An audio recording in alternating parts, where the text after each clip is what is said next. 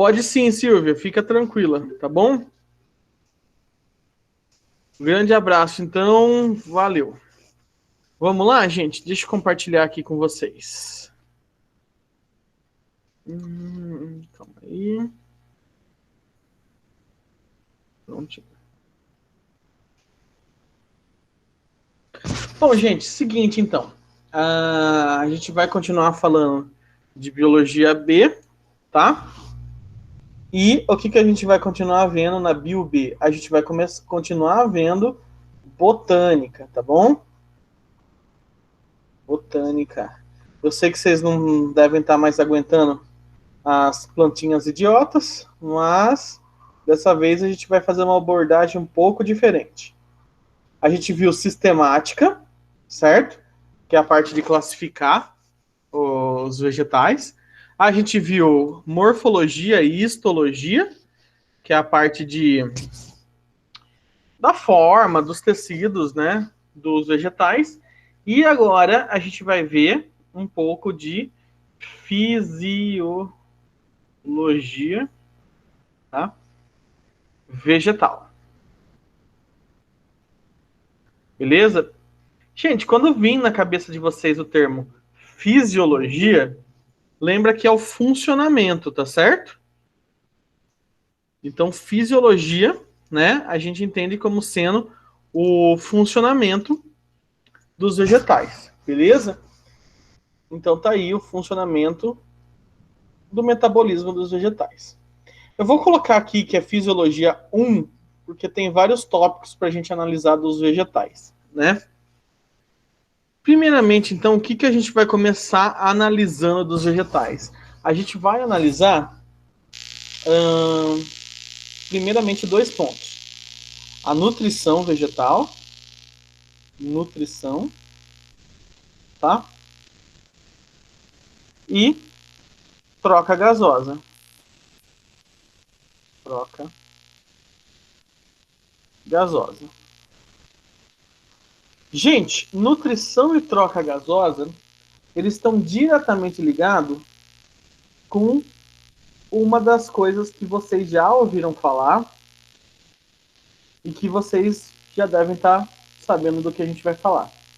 É a respeito de bioenergética. Bioenergética.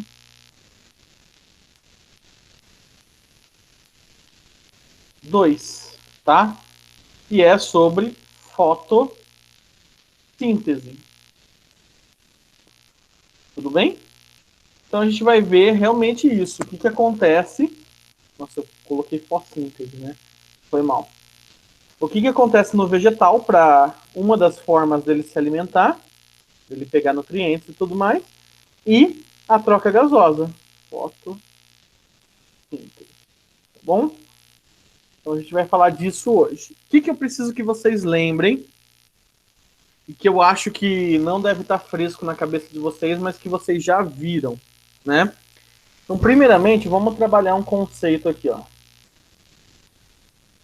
Conceito. O conceito que eu quero trabalhar para vocês é energia na biologia. Alguém lembra como que é a molécula de energia na biologia? Deixa eu ver se alguém vai escrever no chat. Alguém lembra qual que é a molécula de energia?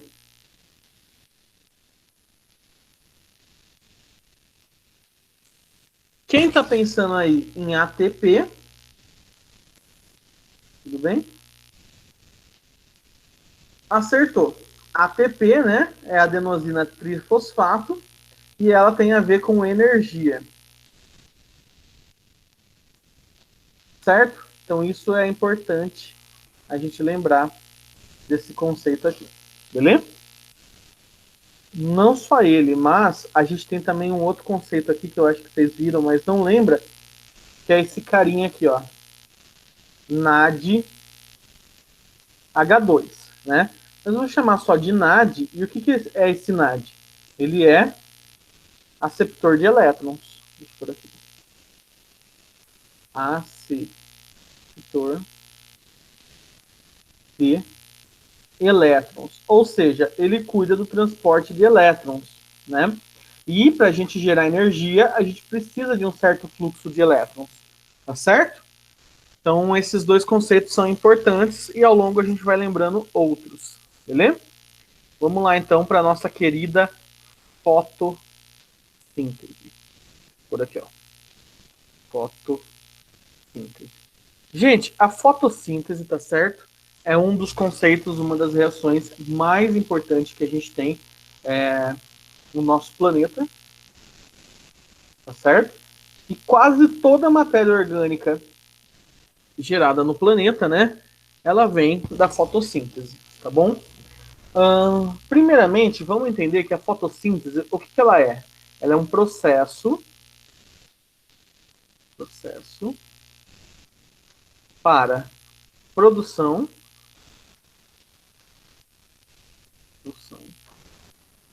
de matéria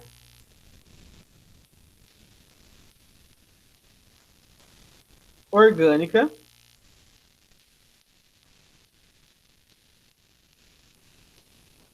a partir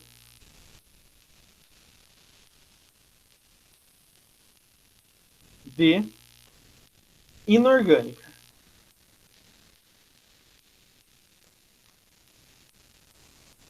Certo? Por meio da luz. Da luz.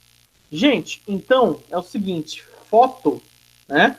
Vocês estão vendo agora com o Wellington lá sobre ótica, essas coisas. Vocês vão ver que a luz se comporta como onda e partícula. Mas vamos já entender. A luz, né? O prefixo que a gente usa para luz é foto. Então, o que vai ser a fotossíntese? É a produção de algo, né? Síntese, a partir do quê? A partir da luz. Por isso que a gente chama de fotossíntese, tá certo? Bom, é um processo autótrofo, né? A gente já falou disso. E vamos ver onde ocorre. Onde ocorre. A fotossíntese, galera, ela ocorre, não sei se vocês lembram, alguém consegue falar para mim onde que ocorre a fotossíntese? Em qual organela? Vai lá, em que organela que ocorre a fotossíntese, gente? Cloroplasto. Boa, Abner. No cloroplasto, tá certo? Então a fotossíntese ocorre no, até por aqui, ó, cloroplasto, tá bom? E para quem não lembra, o cloroplasto é uma organela presente nas células vegetais, em algumas algas, né? E ela tem mais ou menos esse formato. Ela é grande, tá certo? É uma organela que você não precisa colocar corante para ver ela no microscópio. Então, olha aí, como que é o cloroplasto. Eu não sei se vocês lembram da mitocôndria, mas a mitocôndria, ela tinha uma membrana externa e uma membrana interna, certo? O cloroplasto vai ser a mesma coisa, pessoal. O cloroplasto, ele vai ter uma membrana externa e uma membrana interna, e a membrana interna começa a formar essas estruturas aqui. Tá bom? Aí. Tá aqui. Começa a formar essas estruturas. Beleza? Vou desenhar aqui a membrana externa dele também. Então tá aqui. Bom, vamos entender o que é isso do cloroplasto, né? Então ele tem o quê? Uma membrana externa. Por aqui, ó. Membrana externa. Ele tem uma membrana interna. Membrana interna, tá certo? Ele tem, entre essas duas membranas, um espaço intermembrana, tá? Então ele tem um espaço intermembrana onde ocorrem reações químicas nesse espaço, tá? As organelas que tem isso, que tem membrana externa, espaço intermembrana e membrana interna, a gente fala que elas são organelas envelopadas. Então elas têm um envelope, tá bom? Elas têm esse envelope. Quem que tem isso? Mitocôndrias, cloroplasto e o núcleo, tá? Células eucariontes, então, tem núcleo. O que mais que a gente tem? A gente tem aqui como se fossem moedinhas, tá bom? a membrana, ela começa a dar volta e formar como se fossem moedinhas. Estruturas assim, parecendo moedinhas, que a gente vai chamar de tilacoide. Tá? Então a gente vai chamar de tilacoide. E o que é importante desses tilacoides, tá? O conjunto de tilacoide é chamado de grânum, tá? Então quando você tem vários tilacoides, né, empilhadinho assim um do lado do outro, a gente chama de grânum. E vários grãos a gente chama de grana. Mas não se preocupem com isso. Só se preocupem com o tilacoide. E o que é importante entender desse tilacoide? As membranas que envolvem esse tilacoide, que começa a ficar tipo essa moedinha que eu falei para vocês, né? É tudo projeção da membrana. Você tem um monte de moléculas aqui dentro nessa membrana interna, certo? Do pigmento verde responsável pela fotossíntese. Alguém lembra desse pigmento verde responsável pela fotossíntese? Clorofila, tá bom? Então, no tilacoide você tem bastante clorofila, tudo bem? Você tem muita e muita clorofila mesmo. Você encontra grande parte de clorofila nesses tilacoides, tá bom? E por último, você tem o quê? Você tem uma estrutura como se fosse o citoplasma do cloroplasto, tá bom?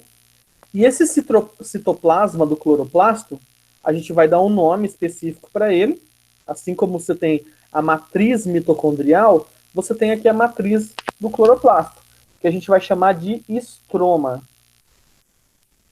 Então, o estroma é esse meio fluido em que você tem o que nele? Você tem enzimas, tá? E outras proteínas. Você tem H2O e, olha que interessante o que você tem também no estroma. Você tem DNA próprio e ribossomos. Ribossomos. Pessoas, o que vocês já estão conseguindo entender? O cloroplasto parece com outra organela que vocês já viram? Hein? Lembra alguma outra organela, o cloroplasto?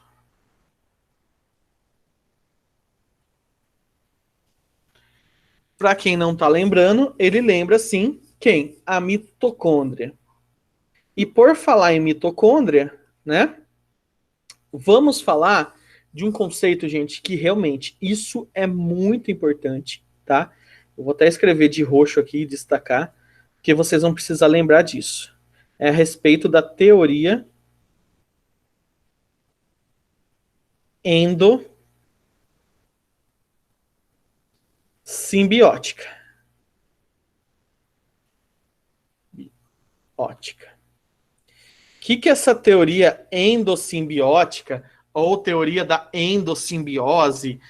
Essas coisas. Gente, vamos pegar aqui o que está escrito, né? Endo significa dentro, sim significa junto e bio significa vida.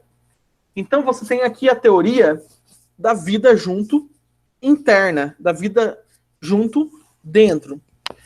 Calma, vamos tentar entender como que funciona. Vamos pensar que antigamente, tá, nos primórdios do nosso planeta, você tinha uma célula, tá bom? Eucarionte, tudo bem? E essa célula eucarionte, ela se alimentava de outras coisas. E aí, certo dia, ela viu uma bactéria que conseguia produzir mais energia do que ela. O que aconteceu? Essa célula eucarionte, ela fez o quê? Ela fagocitou essa bactéria que produzia mais energia, tá bom? Ela fagocitou. Porém, o que acabou acontecendo? No momento que ela fagocitou, né, ela envolve essa bactéria com uma membrana, beleza? E aí depois ela começa a digerir essa bactéria dentro dessa membrana. Porém, galera, o que começou a acontecer? Essa bactéria não foi digerida. Essa bactéria ficou dentro dessa célula, tá bom? E ela acabou fazendo respiração, tá? Ela acabou produzindo muita energia para essa célula e essa célula conseguia fornecer alimento para ela. Pronto. Essa, então, é a teoria endossimbiótica. É a teoria de que uma célula ancestral fagocitou uma outra célula e a partir daí as duas passaram a viver juntas, certo? Uma ajudando a outra. Simbiose é uma ajudar a outra? Significa isso? Então, dois seres vivendo e um ajudando o outro? Não.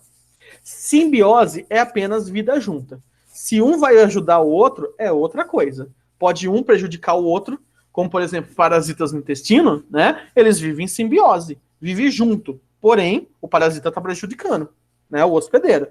Nesse caso, o que está acontecendo? Um está ajudando o outro, né? E isso, gente, é de extrema importância, tá bom? Ah, pode ter acontecido também o quê? Pode ter acontecido que essa célula, às vezes, ela já estava aqui, estava de boa, e ela visualizou, sei lá, uma cianobactéria. Uma cianobactéria, né? Que estava lá e fazia fotossíntese. O que essa célula foi fazer? Essa célula, né?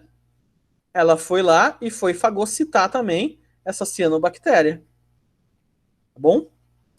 E aí, beleza. Fagocitou, né? Ela já tinha aqui, então, a mitocôndria. Ela fagocitou essa cianobactéria. O que passou a acontecer, né? Vamos falar também, não vale lembrar que é uma cianobactéria ancestral, né? Não que nem essas que a gente tem hoje. E aí passaram a viver o quê? Passaram a viver juntas, né? Tanto a bactéria que fazia a respiração e a cianobactéria que fazia a fotossíntese. Pronto. É daí que surgiu, então, o cloroplasto e a mitocôndria, tá certo? Essa é a teoria endossimbiótica. Aí, a partir daqui, o que você pode derivar, mais ou menos? A partir daqui, você tem que as células que seguiram essa linhagem, né, deu origem a quem? Animais. Animais, fungos, protozoários, né? Essa galera aqui deu uma linhagem para os vegetais, tá? Teoria endossimbiótica, tá bom? Aí, o que a gente tem que falar também? Evidências, né, que corroboram. O que é corroborar? É um nome fresco científico para a gente falar colaboram, né? Então, a gente tem evidências que corroboram com essa teoria, né? Como, por exemplo, o que a mitocôndria e o cloroplasto têm em comum que pode sustentar isso? Primeiramente, eles têm DNA e RNA, né? No caso, DNA e ribossomos próprios, tá bom? Como assim próprios? Sim, gente. O DNA mitocondrial, o DNA do cloroplasto são exclusivos deles. Tem o da célula aqui no núcleo da célula, mas tem o deles também, né? Você tem também que ambos têm, né, dupla membrana. A gente acabou de falar. Eles têm uma membrana externa e uma membrana interna, né? Dupla membrana. Certo? E olha outra coisa também. Ambos têm origem, né? Origem uniparental. E agora, gente, o que é isso? Uniparental. Uniparental. Alguém consegue dizer para mim o que é uniparental? Hein?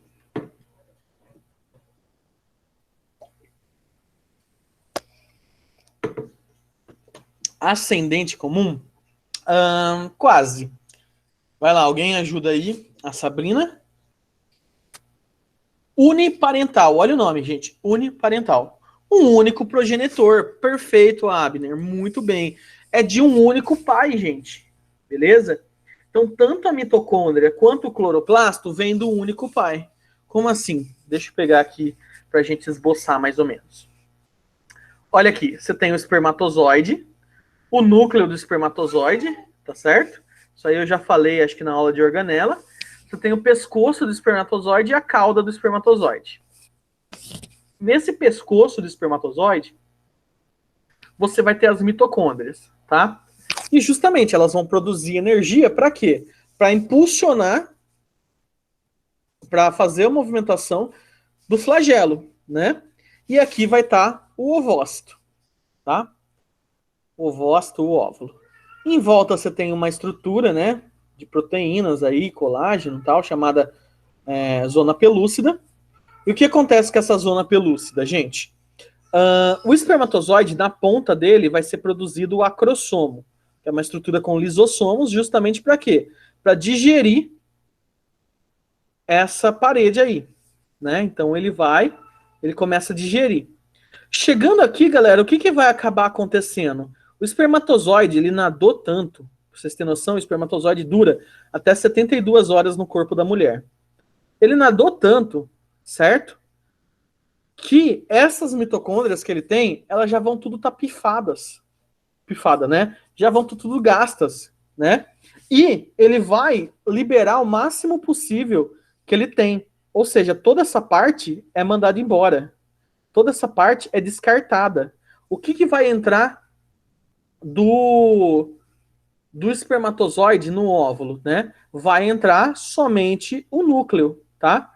Então só o núcleo entra aqui para que ocorra a fusão dos núcleos, tá? O núcleo masculino com o núcleo feminino, tá certo? E aí formar o zigoto, beleza? Ou seja, quando falarem para você de DNA mitocondrial, gente, no DNA mitocondrial você só vai conseguir DNA materno, DNA de origem materna, certo? Da sua mãe, da sua avó e assim por diante.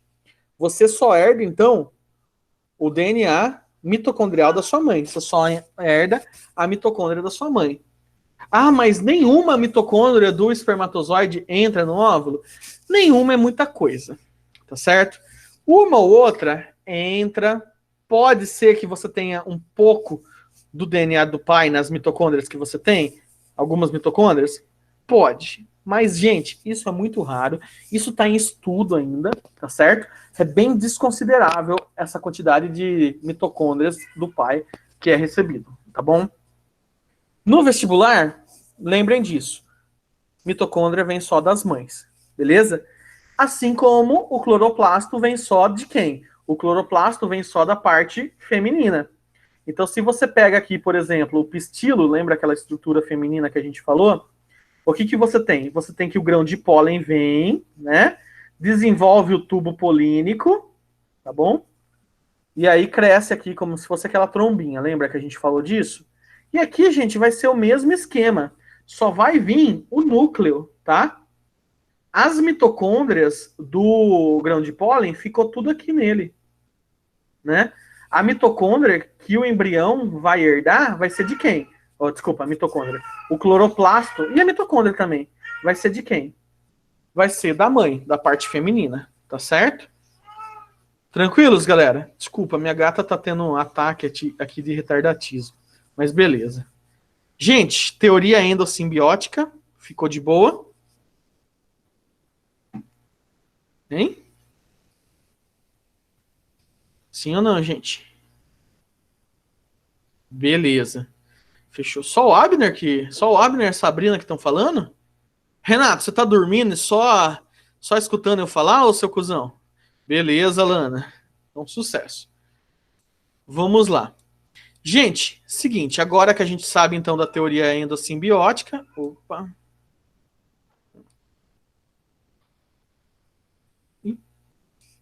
Pronto. Agora que a gente sabe onde ocorre a fotossíntese, da teoria endossimbiótica, vamos falar um pouquinho da clorofila, tá? Então vamos falar da clorofila. E, gente, a clorofila, o que a gente tem que saber da clorofila? Ela é uma molécula à base de magnésio que capta luz, tá bom? Eu vou pegar aqui uma imagem de clorofila que acaba sendo mais rápido. Clorofila. Vou mostrar aqui os resultados. Molécula. Tanto que o pessoal vai, né, às vezes, vai lá, eu quero um suco de clorofila. Aí o cara põe um monte de folha lá, bate. Érica, você pode dar um jeito na sua filha, por favor? Desculpa, gente, a nossa filha aqui tá vendo espíritos. Ou seja, tá alucinada aqui. Opa, moleque, achei um aqui. Peraí.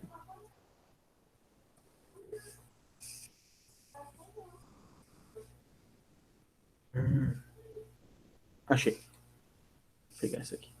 Nossa, tamanho. Quer mostrar o demônio? Não, pode deixar.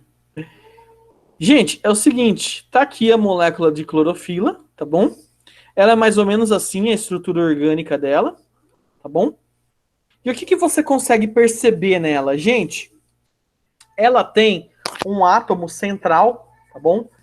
De magnésio, estão vendo aqui? Então, para ser formada a clorofila, a planta precisa do quê? De magnésio, tá? Então, é o nutriente que a planta precisa absorver para formar a clorofila, a molécula de clorofila. Existem várias clorofilas, como a gente já viu nas algas, né? Clorofila A, B, C, D. A principal é a A, certo? O que muda de uma clorofila para outra? Apenas alguns grupos. Por exemplo, essa clorofila, né? Ela tem um ligamento etil aqui, com 2 carbonos. Outra clorofila vai ter outro, mas não importa. O importante é vocês saberem que a clorofila tem magnésio e que ela é importante para captar a luz. Graças a ela, né, ocorre a captação de luz. E, na verdade, o que ela acaba sendo? Ela é, eu vou até colocar aqui, que ela é, entre aspas, um fosfolipídio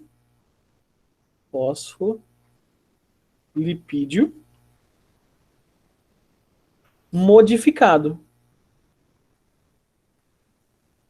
Como assim um fosfolipídio modificado? Gente, é só vocês lembrarem, o que é um fosfolipídio? Não é aquela célula, aquela molécula que compõe a membrana das organelas e da célula, que tem uma cabeça polar e uma cauda apolar, com hidrocarbonetos? A clorofila é isso. Só que em vez de ter um fósforo aqui na ponta, ela tem magnésio.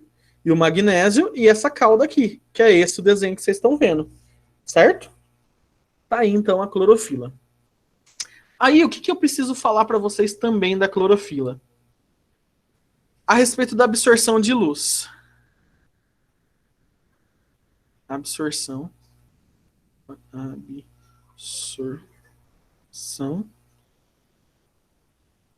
de luz. Se a gente pegar um gráfico, gente, para a gente analisar como que a clorofila absorve luz, a gente vai analisar o seguinte.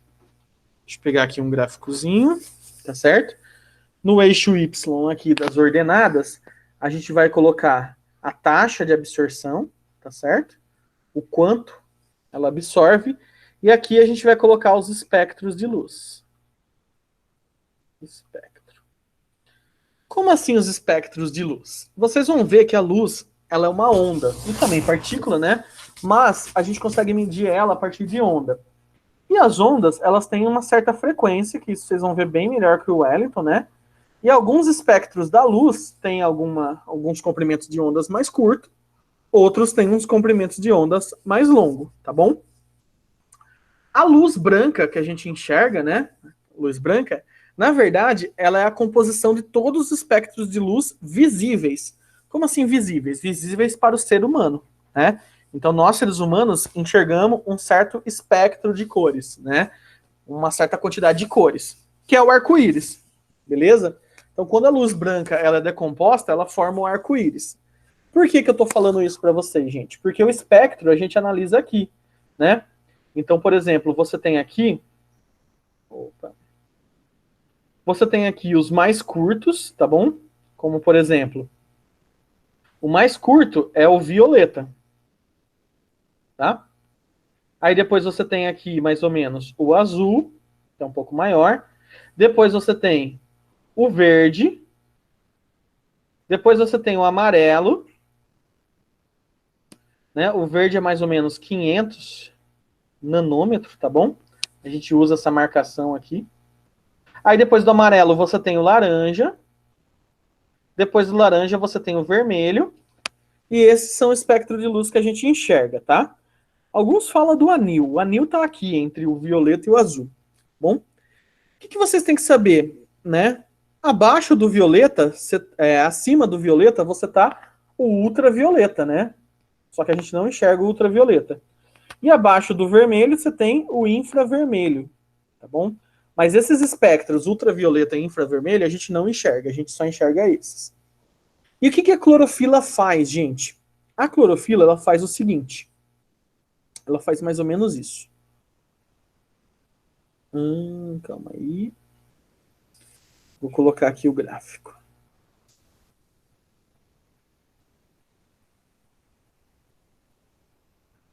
Observando um pouco esse gráfico, o que vocês podem concluir? Hein?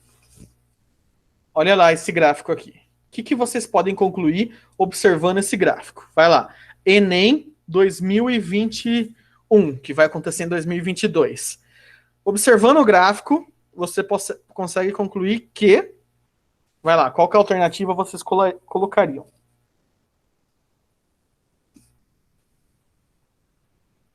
Hein? Enquanto vocês pensam, tal, eu vou decorar isso aqui. Então, isso aqui é o vermelho. Isso aqui é o amarelo, tá? Olha aqui, ó. Amarelo mais vermelho dá o quê, gente?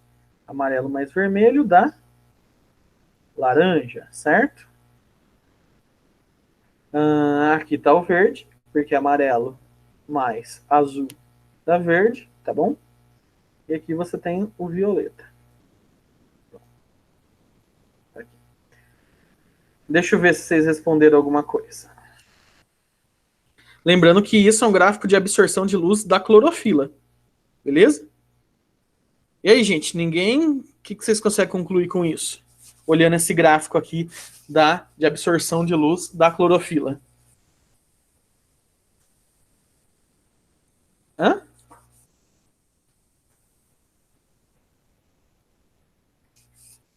Nada?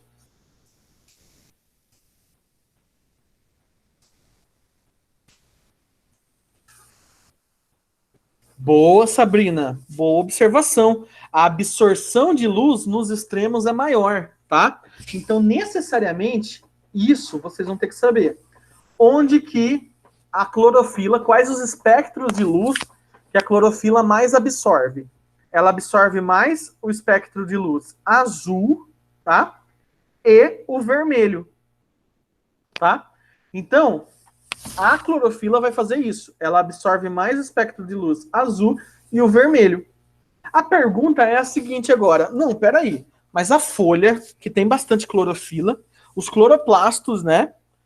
Eles são verdes, certo? A clorofila é verde, é um pigmento verde. E como que ela absorve azul e vermelho? E aí? Alguém consegue responder essa agora?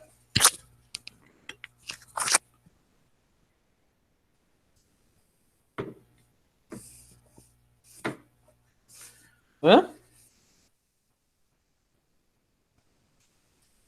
Bom, é o seguinte. Essa minha garrafa, ela é azul. Por que ela é azul? Porque a luz bate nela, ela absorve a luz, certo?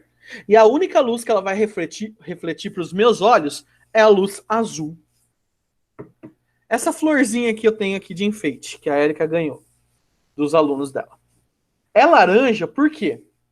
A luz bate nela, ela absorve todas as cores e volta e reflete apenas a laranja, tá? O espectro laranja. Então a folha, perfeito, Abner, ela não é verde, certo? A folha, ela absorve todas as cores e reflete qual? Ela reflete a cor verde. A clorofila, então, vai fazer isso. A clorofila, ela reflete a cor verde. E é isso que a gente percebe nesse gráfico. Olha o que está acontecendo. A taxa de absorção do verde, olha como é baixa. É uma das mais baixas. Tá certo? É a mais baixa, para falar a verdade. Tudo bem? A amarela é um pouco maior. Mas a clorofila, ela não absorve o verde, ela reflete o verde. Ela vai absorver, então, o azul e o vermelho, beleza?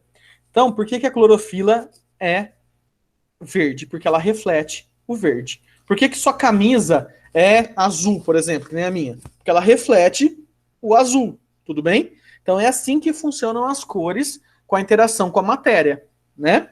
Inclusive, eu vou fazer 2 comentários aqui que eu acho muito importante e é muito legal. Para quem curte aí astronomia, tá? Astronomia, ciência, coisa Fala séria. aí, Oi? fala aí, eu curto. Olha aí, que sucesso. Então, beleza, Meli. Meli tem futuro. Astronomia, tá? Não aquelas coisas de signo, aquelas charlatanismo, não. Não, ô Abner, alguns insetos, eles têm diferenças das frequências de luz visíveis deles, tá certo? Por exemplo, a abelha, se eu não me engano, ela enxerga o ultravioleta, beleza? Professor, é bem aleatório, mas eu acho que não deve ter nada a ver, mas a cor do olho, ela influencia na cor que você vai enxergar, de certa maneira, ou não tem nada a ver? Não, o que você deve estar confundindo é a respeito do daltonismo. O daltonismo, o que, que ele é? Ele é uma característica genética que impede a formação de algumas células que captam a luz, certo? E quando você tem algumas deficiências, você não consegue discernir algumas cores, porque esses cones que você tem não estão funcionando. Tudo bem? Tudo bem, é porque, tipo, geralmente os cachorros, eles sempre têm, sei lá, olho mais escuro, e Ah, dizem que eles enxergam preto e branco. não, então, mas aí acaba não sendo por isso, acaba sendo pelas células que ele tem mesmo, assim como a gente. Tudo bem? Não, a cor do Entendi, olho beleza. não vai influenciar, não. A cor do olho, na verdade, é pigmento que a gente tem, né? Assim, para proteger a retina e tudo mais. Assim como a gente tem pigmento na pele, para proteger dos raios ultravioleta, no olho a gente também tem pigmento, né? Bom, as 2 curiosidades que eu vou falar. A primeira, né, de astronomia, é o seguinte.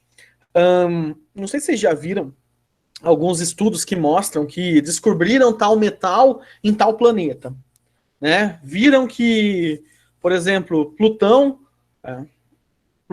Urano, né? Você tem muita quantidade de mercúrio. Em Vênus você tem muita quantidade de outro metal lá, de cobre e ouro. Em tal estrela você tem muita quantidade desse metal. Como que eles fazem essas análises, né? Eles mandam um feixe de luz, certo? Com aparelhos lá, parecidos com um telescópio, essas coisas. E no que eles mandam esses feixes de luz, né? Também ajuda muito a cor do planeta, mas às vezes, né? Só a cor assim não é necessário, porque você tem às vezes pouca quantidade desse metal e não vai ficar aparente, né? Então o que acaba acontecendo? Eles mandam feixes de luz, certo? Luz branca, essa aí que eu falei para vocês, que é a união de todas as cores, tá? E aí esse metal que tem nesse planeta absorve as cores e eles voltam um espectro de cor parecido, uma faixa de código de barras, só que de cores, de arco-íris. Quer ver? Deixa eu achar. Espectro de cores de metais. Eles voltam uma imagem parecida... Aqui, ó. Uma imagem parecida com essa. Tá vendo? Tem até aqui já os... Então, por exemplo, você manda uma luz, o metal absorve alguns espectros dessa luz que você manda e ele reflete algumas cores. E cada metal emite uma sequência de cor específica. Olha aqui, o lítio emite essa, o ferro emite essa, e assim por diante. E a partir daí você consegue fazer o quê? Identificar metais que tem, né, nos outros planetas, tá bom? A partir dessa reflexão que a matéria faz. Bem da hora isso, né? Conseguiram entender? Outro exemplo. Outro comentário que eu ia fazer aqui com vocês, né? É a respeito justamente de uma atividade que a gente tem aqui na Unicamp. Meu curso é noturno, né? E quando a gente estava estudando fisiologia vegetal, a gente estava fazendo essa matéria, a gente precisava ir numas estufas e observar algumas plantas. E o curso é à noite, certo? E você não podia acender a luz naquelas estufas, porque tinha plantas que tinham experiências que elas precisavam ficar muito tempo no escuro, né? Elas precisavam de um fotoperíodo, que é o quê? Um período de luz específico. Você não podia chegar lá e acender a luz a qualquer momento. E a gente precisava ver aquilo. que a gente fazia né, para ver essas plantas, né, no horário da nossa aula, que era à noite, sem acender a luz? A gente pegava lanterna, farolete, essas coisas, e colocava na frente delas papel celofane verde. Papel celofane verde. Assim, a gente iluminava e a luz saía de que cor? Verde. E por que que isso era importante, então? Por que que a gente conseguia fazer isso? Por que que a gente precisava fazer isso? A gente iluminava, cor verde, beleza. Mas por que que a gente precisava fazer isso? Porque aí, tipo, não ia. Tipo, a planta ela não ia absorver essa luz? Perfeito, Melly. Sucesso demais. É isso mesmo. A planta, para ela, se iluminar ela com verde, para ela ia estar escura ainda. Por quê? De novo, ela não absorve a cor verde, tá certo? Então você pode iluminar o que for com cor verde, ela não vai absorver. Beleza? Tranquilos, galera? De boa até aí? Tranquilos? Beleza. Sucesso. Então, Professora, é por isso que, tipo, às vezes as plantas morrem. Eu não sei se isso tem muita relação, mas, tipo, quando recebe muita luz, acaba morrendo, assim, porque, tipo, elas têm uma quantidade certa, então, para receber. não, Ou, tipo, às vezes. muita luz geralmente não.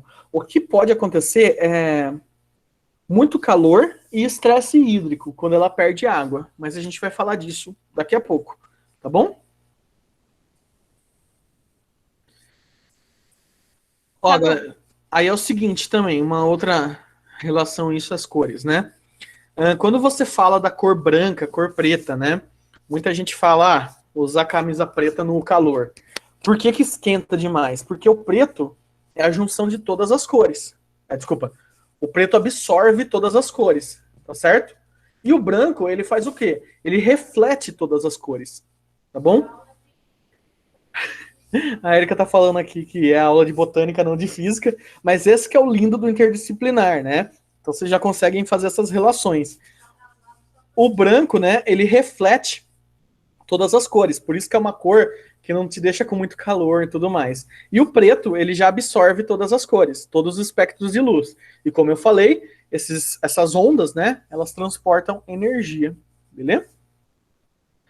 É até legal, porque teve uma vez, eu ouvi falar de uma propaganda de tintas, que eles tinham pintado um quadro branco e falado assim, a propaganda deles: aqui nós temos todas as cores. E, cara, que genial isso, porque o branco é a união de todas as cores, né? Mas da hora isso. Foi mal devagar aí com vocês, mas bora lá.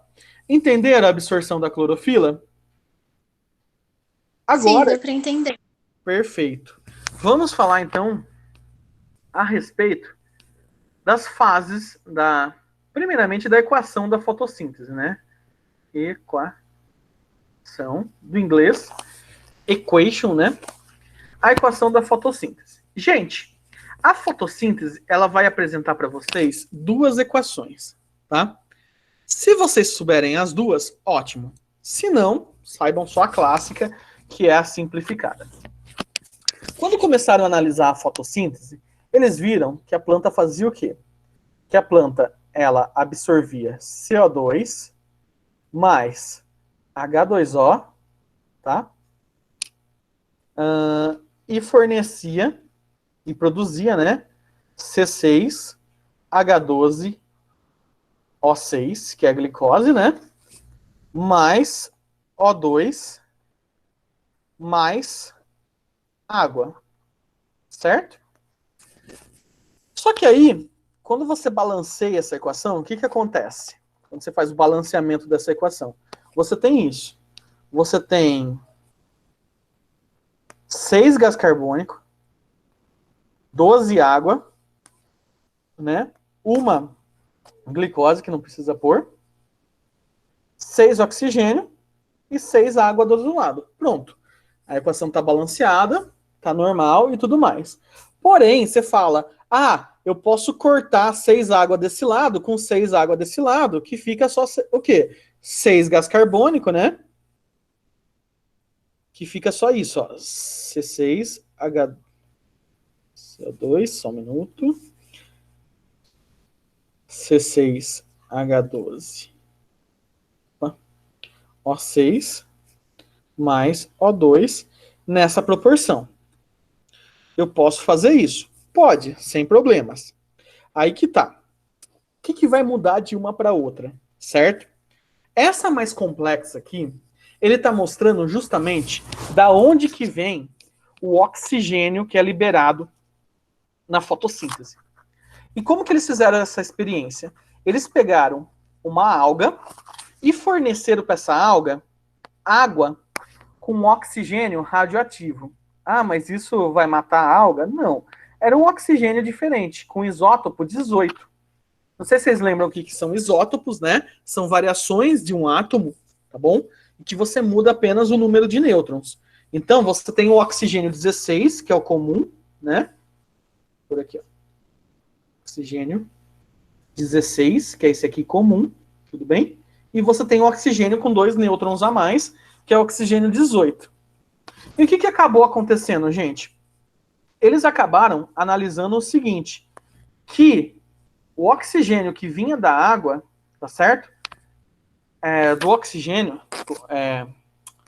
o oxigênio que vinha do gás oxigênio era o oxigênio o quê? Oxigênio 18. Beleza? E esse que compõe a glicose era oxigênio 16. E esse que compõe a água que surge no final era oxigênio 16. Beleza? Com isso, o que eles conseguiram concluir? O seguinte. A glicose que está aqui, né, que está sendo formada, vem do gás carbônico. O oxigênio que está sendo liberado pela planta vem da onde?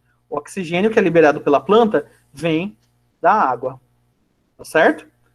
Então, é isso que acontece. Essa é a equação completa da fotossíntese que envolve esses isótopos. Beleza? Não quiser lembrar disso, não quiser decorar isso, tá? Não precisa.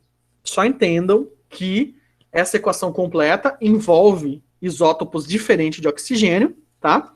Se quiser ficar com a equação simples aqui do oxigênio, da fotossíntese, que é essa aqui, beleza, tá ótimo. Tá? Então essa, ela é a equação que vocês precisam saber, ok? Lembrando que isso, né, essa seta que você tem aqui, você tem que ter duas coisas. Você tem que ter a presença de luz, tudo bem? E a presença de clorofila, para captar essa luz. Clorofila.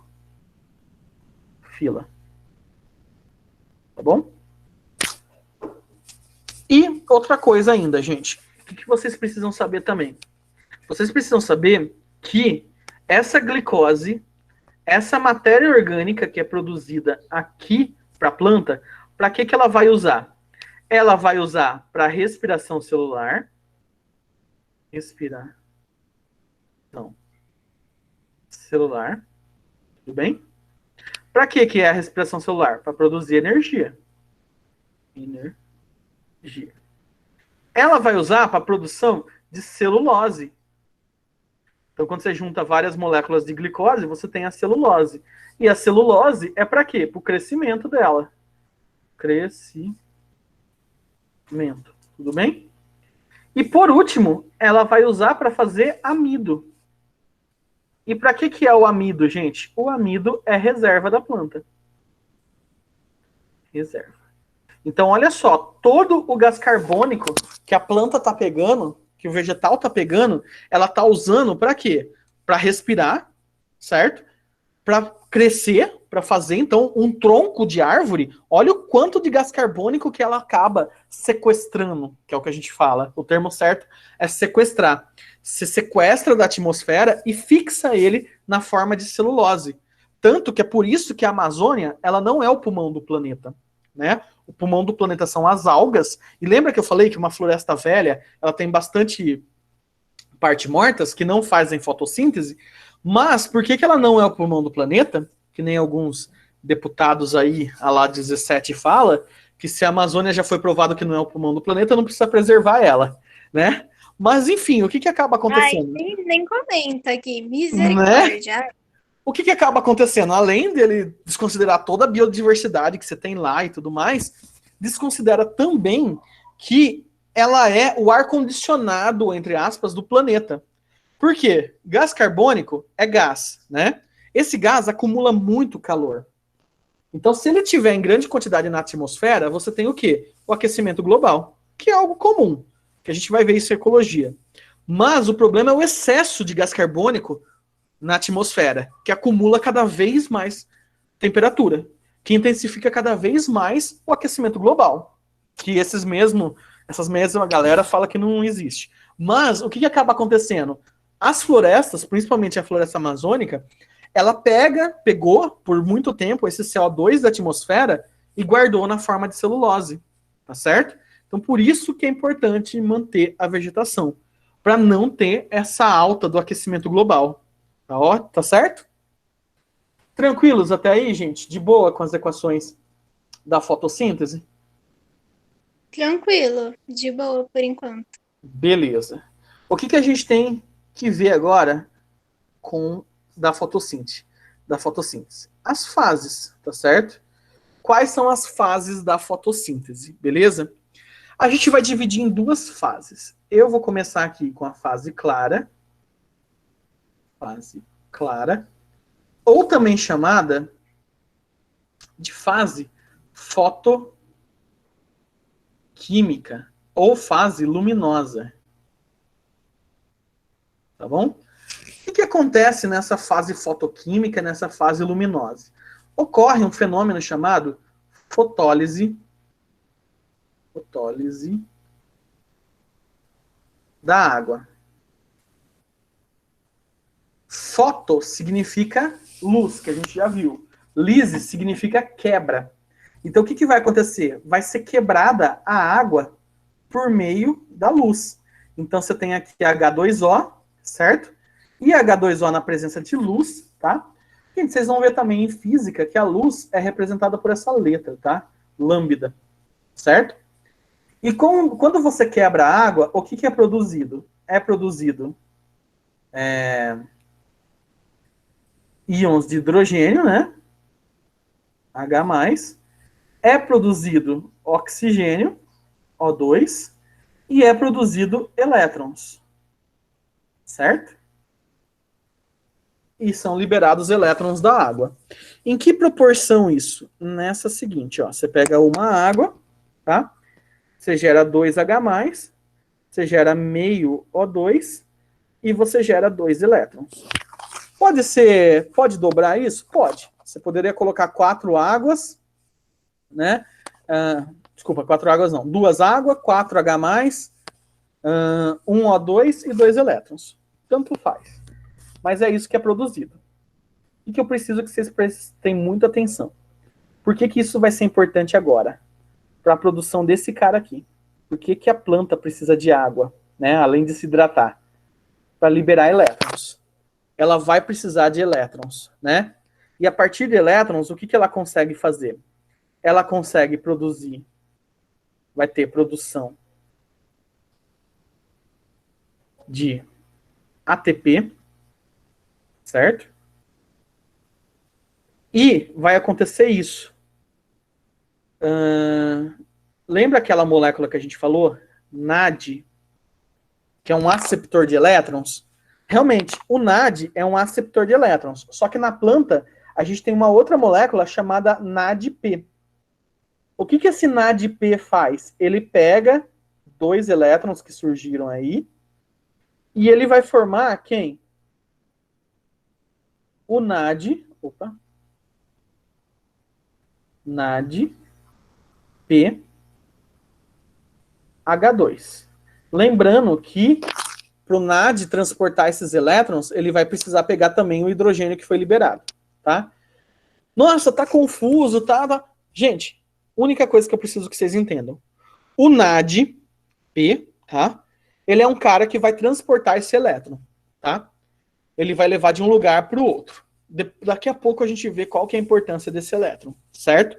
Mas, por enquanto, entendam isso, que o NADP H2, ele vai transportar esses elétrons. Porque o fluxo de elétrons gera energia. E a planta vai precisar dessa energia. Tudo bem? Tranquilos até aí, gente? Isso é o que ocorre na fase clara da fotossíntese. Uma pergunta para vocês agora. Olhando aqui o cloroplasto. Tá aqui. Gente, a respeito do cloroplasto, fala para mim, onde vocês acham que ocorre isso? Em que parte do cloroplasto ocorre a fase clara? Em que parte do cloroplasto ocorre a fase clara?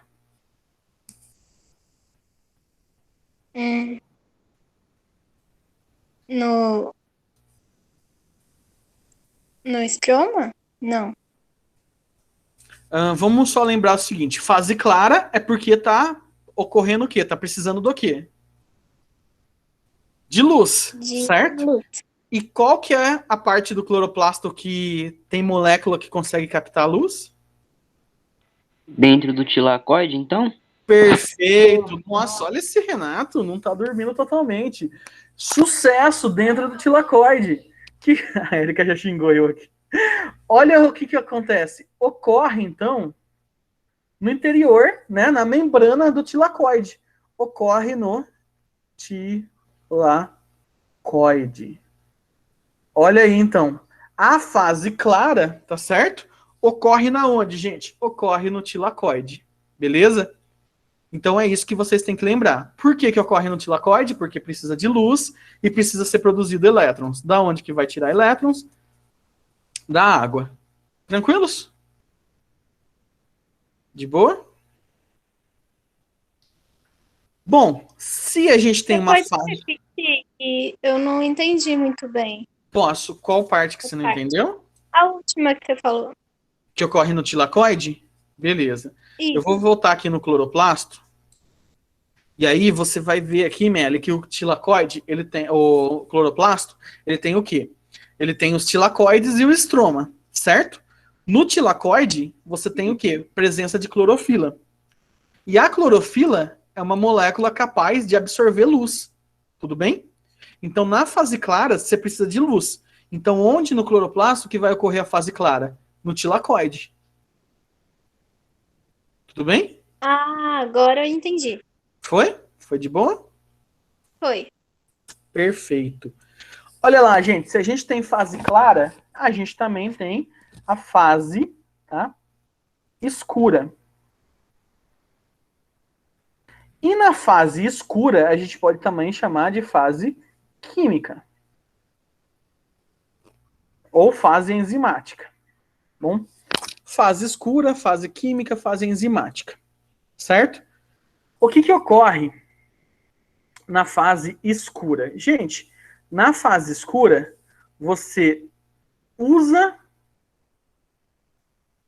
energia da fase clara. Energia da fase clara. Tá certo? O que mais que acontece aqui? Ocorre um processo chamado ciclo de Calvin. Na verdade é Calvin, Benson e Brasson. São 3 caras que descobriram esse ciclo, mas o mais famoso é o Calvin e o Benson, né? O ciclo de Calvin era um cientista que usava a roupa da Calvin Klein. Não, brincadeira. O que consiste o ciclo de Calvin? Não confundam. Ciclo de Calvin é aqui na fotossíntese, tá? Ciclo de Krebs é na respiração, beleza? O ciclo de Calvin consiste em fixar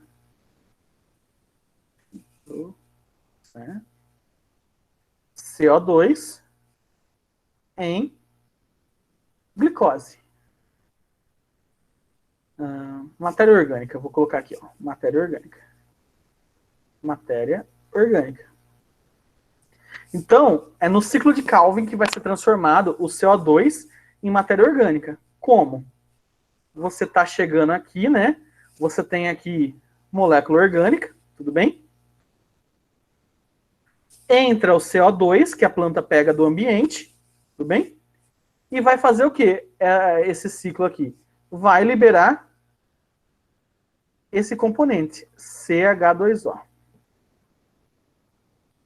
Por que eu tô pondo CH2O? Gente, isso aqui é isso, ó. Você põe o X aqui, vale por tudo. Se o X for 6, o que você tem? C6H12O6. Se o X for 10, C10H20O10. Se o X for 7, C7H14O7, certo? Isso é a representação de molécula orgânica, né? Mas é isso que está acontecendo aqui, beleza? Está entrando gás carbônico, beleza? Está pegando energia e está formando matéria orgânica, beleza? Esse é o ciclo de Calvin. Precisa saber detalhado? Não precisa saber aprofundado o ciclo de Calvin, tá? Eu vou tentar fazer um aprimoramento, que aí a gente vai falar um pouquinho mais aprofundado do ciclo de Calvin, de plantas que têm o metabolismo CAM, C3 e C4. Mas isso seria mais um aprofundamento mesmo, tá bom? Se vocês souberem isso, tá ótimo para mim. Que o ciclo de Calvin é fixar CO2 em matéria orgânica, tá bom? E é essa matéria orgânica que a planta vai usar para isso, beleza? Para respiração, crescimento e reserva. Falando aqui agora, gente, onde que ocorre, em que parte do cloroplasto que ocorre essa fase aqui, essa fase escura? Essa aí é no estroma? No estroma. Oi, Meli, desculpa, eu não te ouvi. Nada não. No estroma. Muito bom. Então, a fase escura ocorre no estroma. Inclusive, né, a gente chama fase enzimática, né, também, por quê? No estroma, eu coloquei aqui que você tem enzimas, né, para que ocorra isso. E a principal enzima que a gente tem, e é a enzima mais abundante que a gente tem no planeta Terra, é uma enzima chamada ribulose 1,6-bisfosfato. Precisa decorar esse nome? Não. Mas, se vocês souberem do nome dela, pelo apelido dela, eu fico feliz. É a rubisco. É uma enzima chamada rubisco. Quem quiser, procura mais sobre, né? E essa enzima rubisco é a que vai fixar o gás carbônico para formar matéria orgânica. Beleza? Tranquilos até aí, gente? De boa?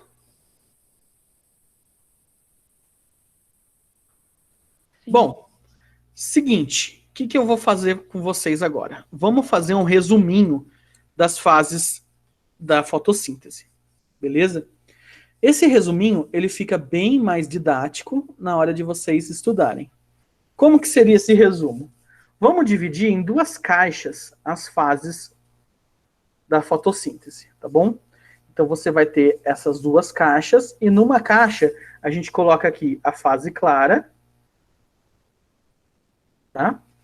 Que a fase clara ocorre no tilacoide, que a gente já viu isso, tilacoide, né? E o outro a gente coloca que é a fase escura. Fase escura. Que acontece na onde? No estroma. Aqui, ó. Estroma. Bom, o que a gente vai colocar? O que está entrando na fase clara? Na fase clara está entrando luz. Luz. Isso, muito bom. E o que mais que entra na fase clara? Entra H2O. A H2O é quebrada e é liberado o quê? O2. Então, o oxigênio vem da água. O oxigênio que a gente respira vem da água, tá? Então, quebrem aquele conceito que vocês aprendem lá com as pedagogas no ensino fundamental 1, de que a planta transforma oxigênio em gás carbônico em oxigênio. Não, tá certo? O que acontece também? Aqui vai ser produzido o quê? Vai ser produzido aquelas moléculas que a gente viu. Vai ser produzido o NAD, PH2, tudo bem? E esse NADPH2 vai estar transportando hidrogênio e elétrons, tá? Para onde? Para a fase escura. O que acontece? Ele é como se fosse um caminhãozinho. Ele deixou lá o elétron e o hidrogênio, ele volta vazio para pegar mais elétrons e mais hidrogênio, certo? Ele volta na forma de NADP. E o que é colocado também aqui? É colocado energia. Então, vai vir ATP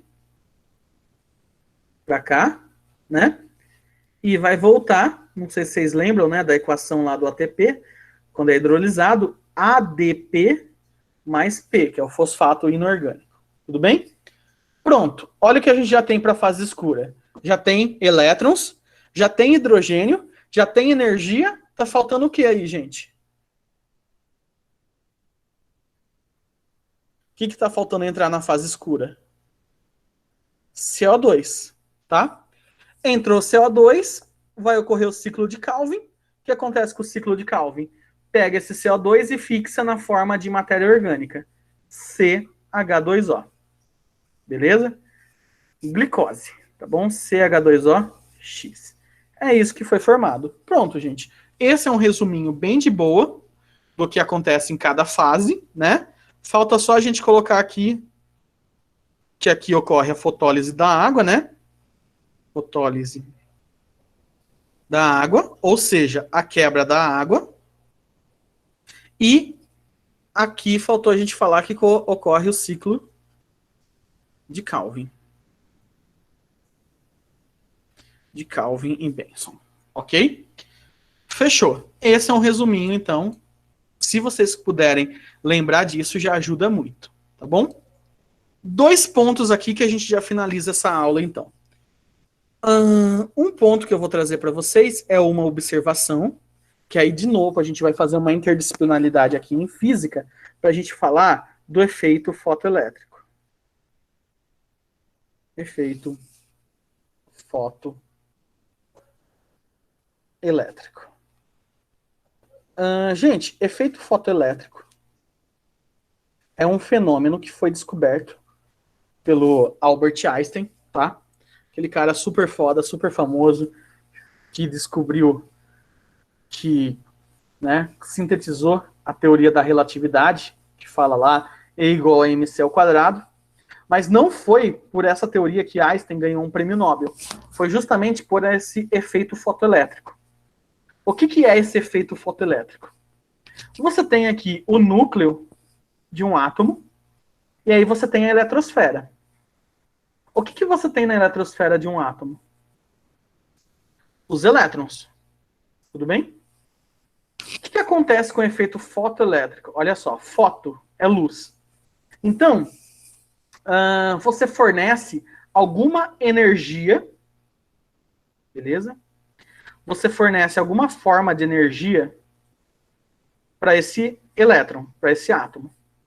O que vai acontecer? Esse átomo, ele vai pular, ele vai ficar excitado, que é o que a gente fala. Fala, né? Quando você fica excitado, você pula a cerca. Não é bem assim, né?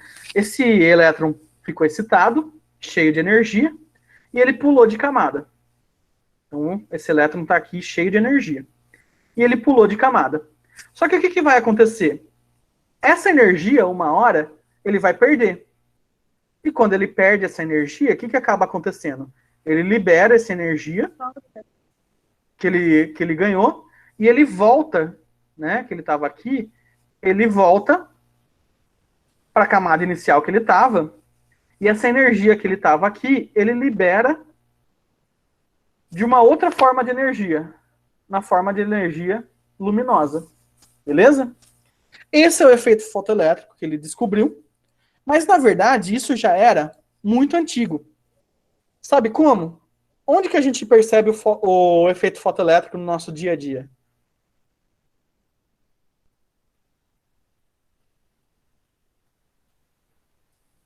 Sabe os fogos de artifício? Não é bem no dia a dia, né? Fogos de artifício. Você fornece energia térmica para o sal que está lá dentro, para os elétrons dos sais que estão lá dentro. E aí, quando você fornece essa energia térmica, esse elétron desses sais pegam essa energia, certo? E aí, o que eles vão fazer? Eles vão liberar essa energia na forma do quê? De energia cinética, que é um movimento, de energia sonora, que é quando explode, e de energia luminosa. Então, aqueles fogos de artifício, né, é tudo os elétrons liberando a energia que ele recebeu de outra forma. Né? É quando o elétron libera isso de forma luminosa. Esse é o efeito fotoelétrico, falando de maneira simples, beleza? Outro lugar que a gente vê isso, não sei se vocês já viram os painéis solares, e tem até casas que tem painel solar para aproveitar a energia solar.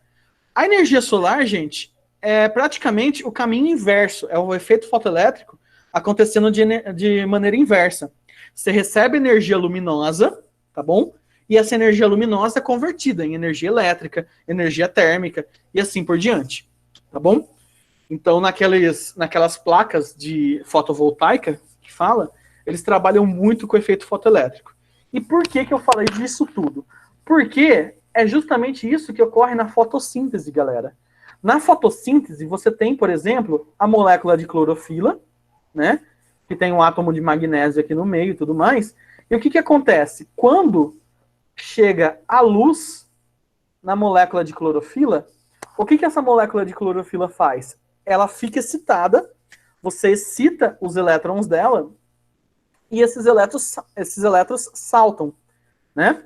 Tanto que a gente, nesse aprofundamento, que caso eu for dar, né, eu quero muito dar ele, a gente vai falar disso, do sistema Z, que acontece na clorofila, que envolve fotossistema 1, fotossistema 2 e tudo mais. Mas o que acaba acontecendo? Vem a luz, e o que a luz faz? Ela excita a clorofila e arranca um elétron dela. E esse elétron, ele vai passando, que nem na cadeia de elétron, que vocês viram lá na respiração celular, e vai gerando um fluxo de elétrons, certo? E o fluxo de elétron faz o quê? Gera energia. O fluxo de elétron gera ATP, né? Então, o que acontece? Você precisa repor os elétrons, né, que a clorofila está perdendo. Como que você repõe esses elétrons que a clorofila está perdendo? Você repõe a partir da mesma luz, né, quebrando a água. E lembra o que é liberado quando quebra a água? É liberado elétrons. E esse elétron vem para cá, vai para a clorofila e fica esse fluxo de elétrons constante. Tudo bem? Esse elétron, ele vai liberando energia na forma de movimento, na forma de radiação e assim por diante. Tudo bem? Então é mais um paralelo mesmo que pode acontecer, que caso vocês se deparem com isso, vocês já sabem onde que a gente pode aplicar essa questão do efeito fotoelétrico. Beleza? Tranquilos? Beleza. Uhum. Para a gente finalizar, então, a aula de hoje, vamos ver fatores, né, que influenciam na fotossíntese, mas no sentido da gente falar de um especial, que é o ponto de compensação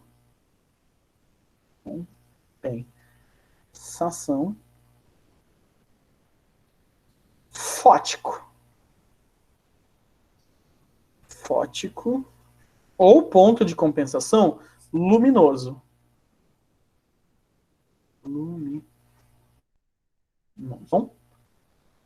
Gente, a gente pode chamar também de PCF, né, ponto de compensação fótico, ou PCL, ponto de compensação luminoso. Como que acontece isso? Né? Pensa comigo, o que é compensação?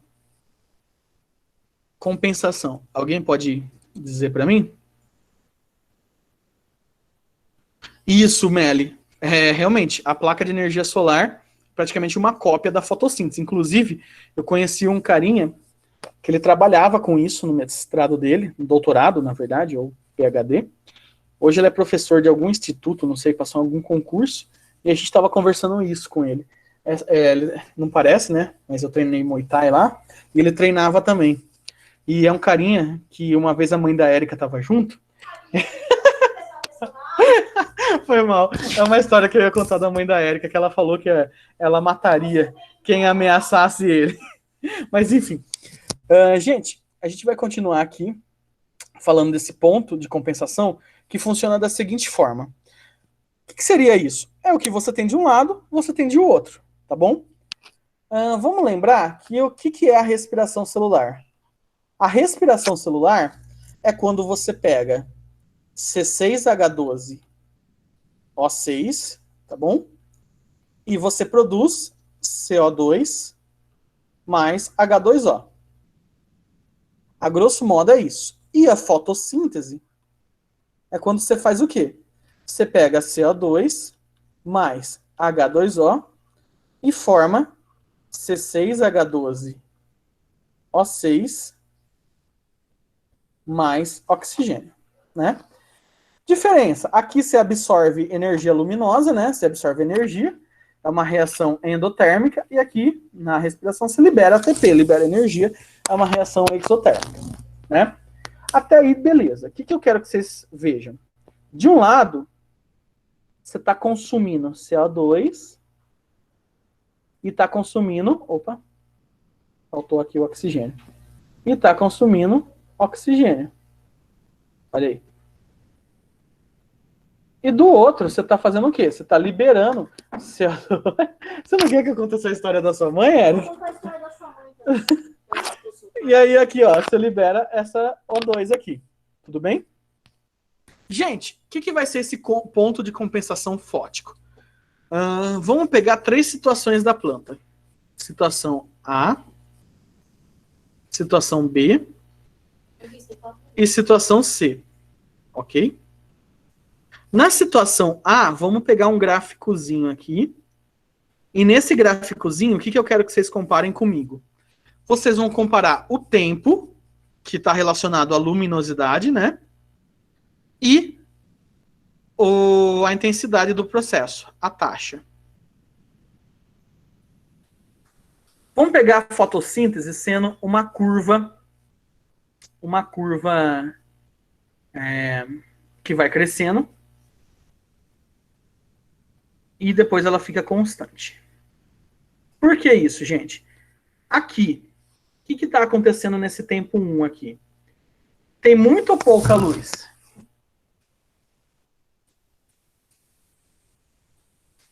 Hein, gente? Tem muito ou pouca luz nesse tempo 1? Digamos que esse tempo 1, ele é mais ou menos umas 5 da manhã. 5 da manhã, mais ou menos. O que está acontecendo aí? Tem muito ou pouca luz? Ah, tem. Depende do dia, mas eu acho que tem bastante, porque já tá começando a vir o sol. Então, mas o sol não tá tão forte ainda, né? Vamos falar assim, 5, 4 e meia da manhã tem pouca luz. Depois, quando chega umas 7, começa a aumentar, certo? Então, olha só, aqui tá pouco ainda a fotossíntese. Aqui já aumentou um pouco. Aqui você já aumentou mais ainda a fotossíntese, tá bom? Olha aí. Aqui você já aumentou mais. Aqui, pô, pensa que é mais ou menos o quê? É mais ou menos meio-dia. Então você chegou ao máximo. Só que aí depois, o que acaba acontecendo? Depois, não é porque você vai ter mais luz e tudo mais, que a planta vai continuar fazendo... Desculpa, aqui é umas 11 horas, né? Ela chegou no seu máximo. Aí vai acontecer o quê? Vai ficar constante. Tudo bem? Então essa é a quantidade de luz que você tem e que vai tendo um máximo de fotossíntese. As situações que eu coloquei para vocês é para vocês compararem o seguinte. A fotossíntese, então, eu coloquei em verde. E a respiração, eu vou colocar... Nossa, foi mal. E a respiração eu vou colocar em laranja. Foto, né? E a respiração eu vou colocar em laranja. Pronto. O que a gente tem aqui, então, gente? A gente tem 3 situações, tá certo? A gente tem a situação A, a gente tem a situação B e a gente tem a situação C. Ok? Deixa eu por aqui. Estão entendendo ou está muito confuso? Tá dando para entender. Beleza. Gente, o que vocês têm que ver? Na situação A, que eu estou colocando aí, o que é maior? Fotossíntese ou respiração? Na situação A, o que é maior? Fotossíntese ou respiração?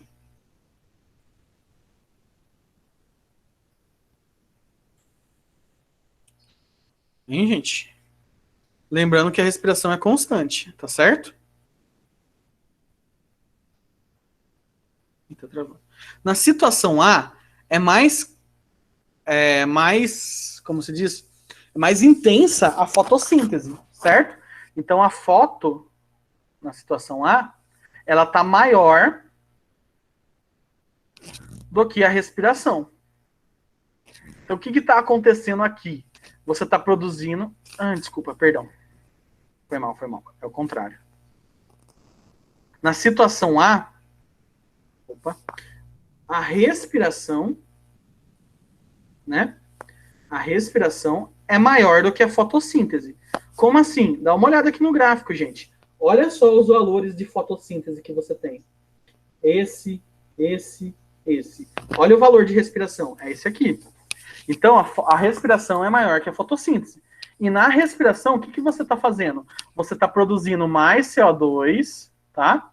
A produção de CO2 é maior que a produção de oxigênio.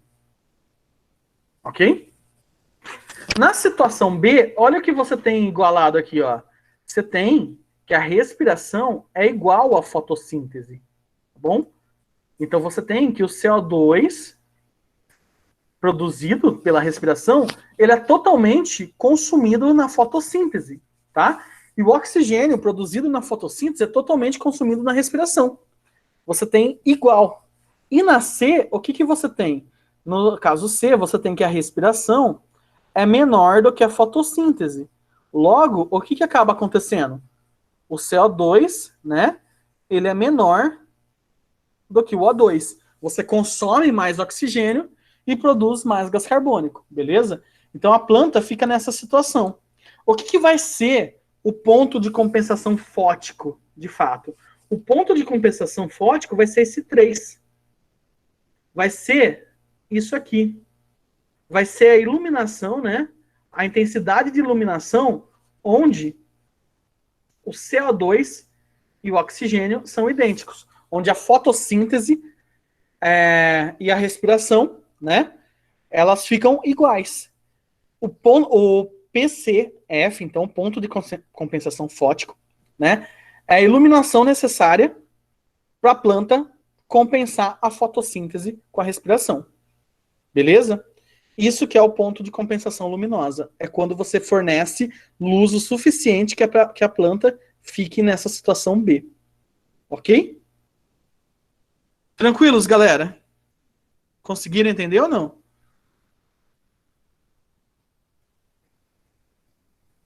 Hein, gente? Sim ou não? Vai lá. Alguém fala alguma coisa? Deu para entender. Perfeito. Para a gente finalizar, pergunta que costuma cair FUVEST segunda fase, ok? Só para a gente finalizar. Se você pega uma planta e mantém ela no seu ponto de compensação fótico, certo? Essa planta vai morrer?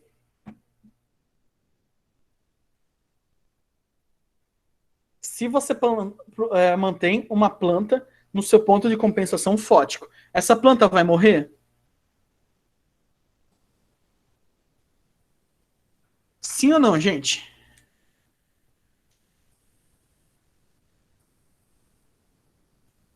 Não. E por que, Sabrina? Por que ela não morre?